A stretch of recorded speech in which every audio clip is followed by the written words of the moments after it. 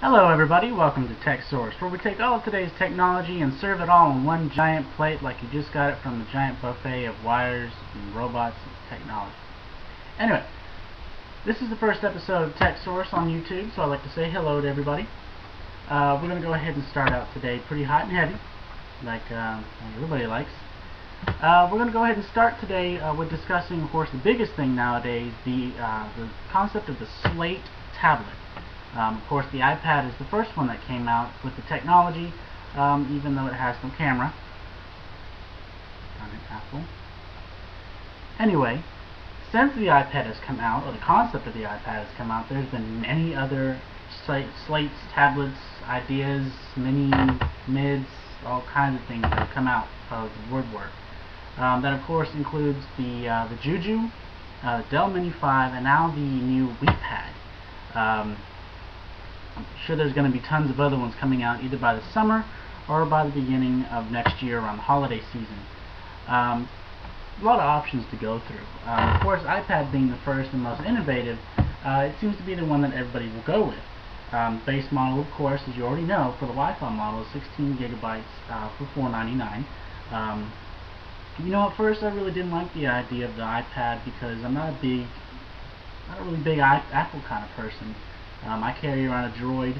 I do have an iPod Touch, however, I'm just not really big on Apple's technology. Although watching more videos and hands-on and how people have reacted to it after 24 hours of use, it kind of seems like it's a very solid slate to be able to have.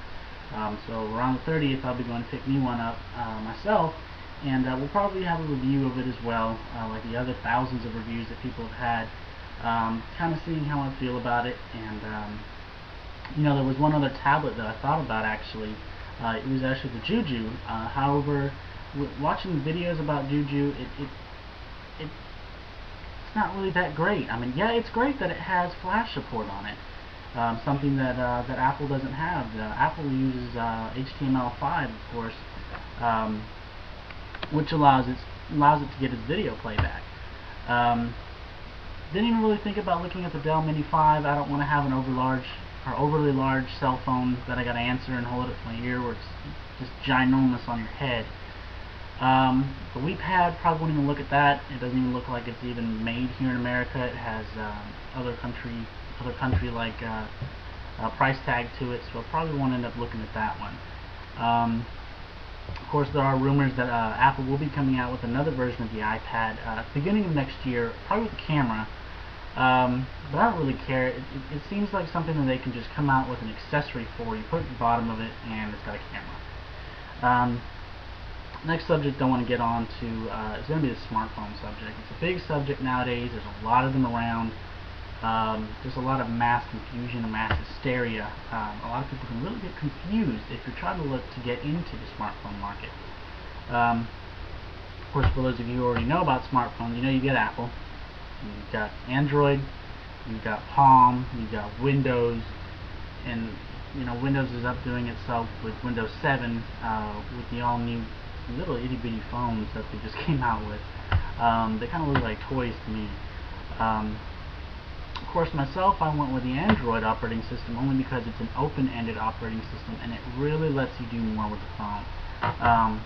You know, if you've got my Droid right here next to me, if you haven't already seen, I guess, images of 2.1, you can touch screen and it reacts, gives you live backgrounds on there, gives you 3D gallery, stuff like that. I'll probably do a review of 2.1 later, although there are already reviews of that as well. But when you try to compare it to something like Apple, it seems everybody wants to be able to come up with a phone that's called an iPhone killer.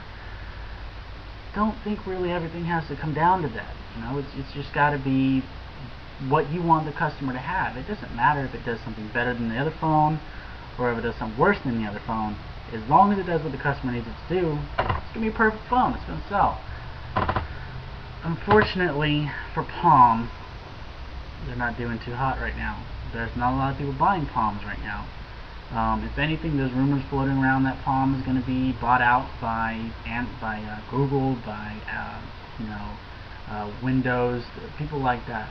Apple hasn't said anything. I'm pretty sure they wouldn't end up buying Palm out.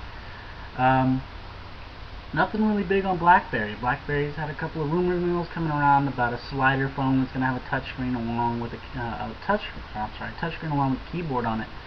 But that's all just speculation. There's been a couple of pictures been taken of a model.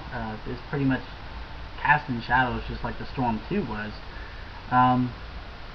But I think that BlackBerry really needs to get on the game if they want to be able to keep up with the market with the big dogs like Apple and Android. Next thing I want to talk about is the Opera Mini 5 for the iPhone is officially released now. You can actually download it, or you can download it soon. I don't know if you want to get out of the Safari browser to go into a different one. I'll probably have a review of that as well. Like I said, it's kind of tough for the first episode because it's kind of me explaining my game plan here. Also, the last thing I want to be able to talk about is Netflix. Netflix started out as a humble little, rent a video or rent a DVD for as long as you want. It's everywhere now. It's on the Xbox 360, it's on the PlayStation 3, it's been through the mail obviously, it's on Blu-ray players now, just released for the Nintendo Wii, so now little kids can rent their little, Disney movies on there and watch them whenever they want and run up their, the parents' bill. It's really growing tremendously, and it's really outdone Blockbuster. I know Blockbuster came out to try to do what Netflix was doing, however they kind of failed really horribly. That's pretty much all I want to talk about today. Of course, excuse me, my phone's kind of freezing for a second. Of course, today is Monday, April 12th, and this has been Tech Source, serving you all your technology like a buffet, or a $5 buffet for that. So, again, I'm Chris, I'm the host of Tech Source, and I hope you have a nice evening.